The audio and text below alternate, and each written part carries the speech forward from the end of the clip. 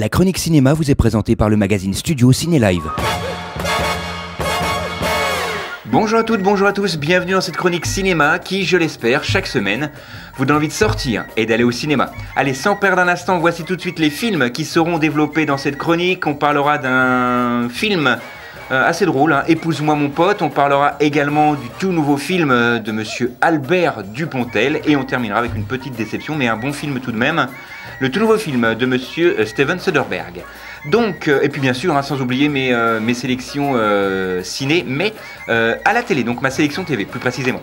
On commence donc cette semaine avec Épouse-moi mon pote, 1h32 de pur bonheur. C'est une comédie de Tarek Boudali. Alors, Tarek Boudali, vous le connaissez certainement puisque c'est l'un des investigateurs du fameux Babysitting 1 et 2, de Alibi.com, etc., etc. Mais cette fois-ci, Tarek Boudali se retrouve derrière la caméra avec son comparse de toujours, Fabrice Larchaud. Il se retrouve pour Épouse-moi mon pote, mais là, c'est l'inverse qui se produit. C'est lui qui se retrouve derrière la caméra, c'est lui qui le réalise. Et c'est vraiment pour moi une très très belle réussite. C'est assez drôle, alors bien sûr, on retrouve un petit peu toujours le même genre de gag dans ce type de film. Et pour le pitch, c'est très simple. Yacine est un jeune étudiant marocain qui vient de faire ses études à Paris. Et puis, il vient d'ailleurs même de faire des études d'architecture, hein, pour être totalement précis, avec un visa d'étudiant.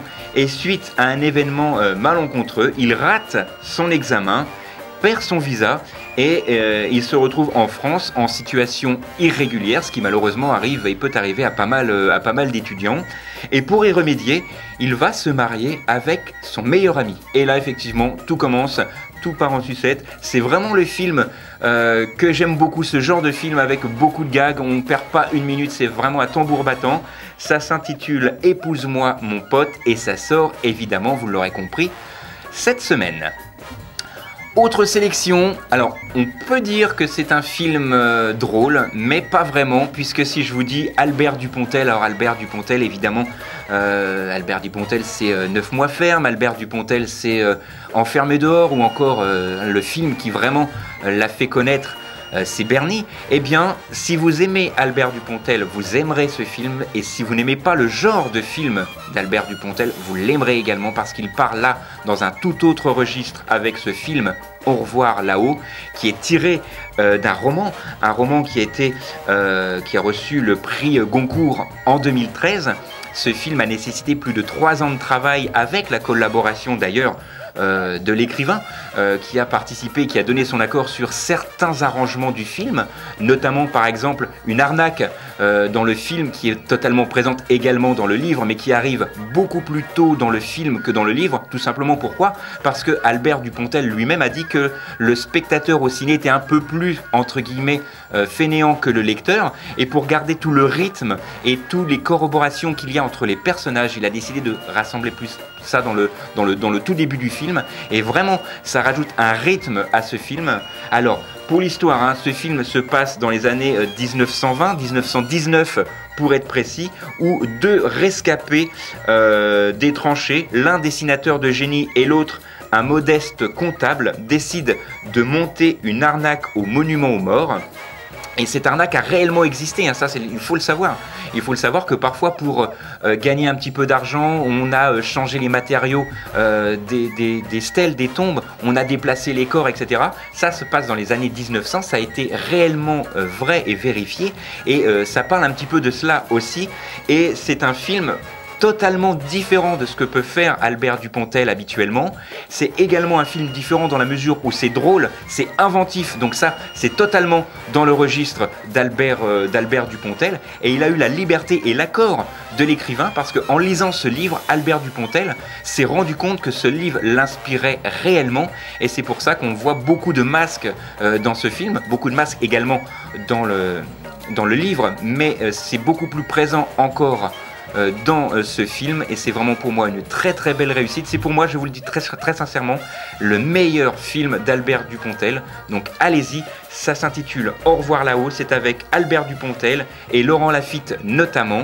allez-y, vous en serez, j'en suis sûr, pas déçus. Il y a vraiment aussi Nils Ahlstrup, il y a beaucoup d'acteurs comme ça, une pléiade d'acteurs vraiment 5 étoiles. Allez-y, très sincèrement, c'est mon coup de cœur de la semaine. On termine avec un troisième et dernier film. On va vraiment passer très vite sur ce film parce que j'ai vraiment été déçu par le tout nouveau film de Steven Soderbergh avec Daniel Craig notamment.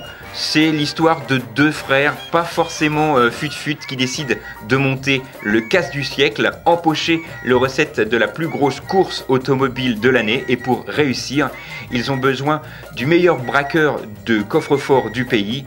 Et là, c'est là que les problèmes vont commencer. Ça s'intitule Logan Lucky, 1h58 pour ce genre de film. C'est un petit peu long, mais pour les fans de Soderbergh, allez-y, parce que je pense que vous l'aimerez, vous. Voilà, quelques secondes pour vous donner ma sélection ciné cette semaine, mais cette fois à la télé. La 1, la 2, monter dans le jeu. La 3, la 4, je zappe et je mate. La 5, la 6, en son les câblé, survolté, j'ai le syndrome du canapé. On commence tout de suite avec un film qui sera diffusé sur France 3, jeudi 26 octobre sur France 3, L'aile ou la cuisse. Alors, c'est vrai que ce film, on en a déjà beaucoup parlé, on l'a déjà énormément vu, mais c'est un film que je ne me lasse pas de voir. Je vous convie à le voir avec moi jeudi 26 sur France 3 avec Louis de Funès, Coluche entre autres. C'est un film qui a été diffusé et qui est sorti pour la première fois sur grand écran le 27 octobre, comme quoi on fête son anniversaire, c'est 44 ans cette année, puisque le film est sorti le 27 octobre 1976, et oui, ça ne rajeunit pas. Autre sélection, toujours à la télé évidemment, c'est ma deuxième sélection, cette fois le lendemain, vendredi 27 sur RTL 9, l'un des plus beaux films de Ridley Scott, La chute du faucon noir, un excellent film de guerre, où ce film-là se passe en octobre 1993 avec l'action des Nations Unies. Une centaine de marines américains vont tenter d'être déployés à Mogadiscio en Somalie pour assurer la paix et le maintien de l'ordre là-bas. C'est vraiment un film poignant, fort en émotion que je vous conseille. C'est diffusé sur RTL 9 vendredi 27 à 21h. Voilà, une poignée de secondes pour vous rappeler que nous sommes en plein moment du Ciné-Club avec jeudi 26 et dimanche 29 octobre à 18h de diffusion donc pour ces 2 jours. Dans un recoin de ce monde, un dessin animé en VO. C'est un dessin animé japonais qui sera diffusé dans le cadre du Ciné-Club au cinéma Opéra. Voilà, c'est tout pour cette semaine. Il me reste juste quelques secondes. On va dépasser un petit peu dans le temps, mais c'est pas grave puisque c'est ma dernière sélection pour ces prochaines semaines, puisque vous le savez, la radio RCF sera en travaux pendant quelques semaines. Donc nous, on nous retrouvera directement sur Facebook et YouTube pour la chronique en live, évidemment, mais non diffusée sur nos ondes, évidemment. On a parlé donc cette semaine d'Épouse-moi mon pote, le tout nouveau film d'Albert Dupontel, Au revoir là-haut, et on a terminé avec le tout nouveau film de Monsieur Steven Soderbergh, Logan Lucky. Voilà, on se retrouve donc d'ici quelques semaines en direct sur RCF, mais d'ici là, sortez, allez au ciné, et tant que vous êtes au ciné, au moins, vous n'êtes pas devant la télé. La chronique cinéma vous a été présentée par le magazine Studio Ciné Live. Studio Ciné Live, c'est chaque mois toute l'actualité du cinéma.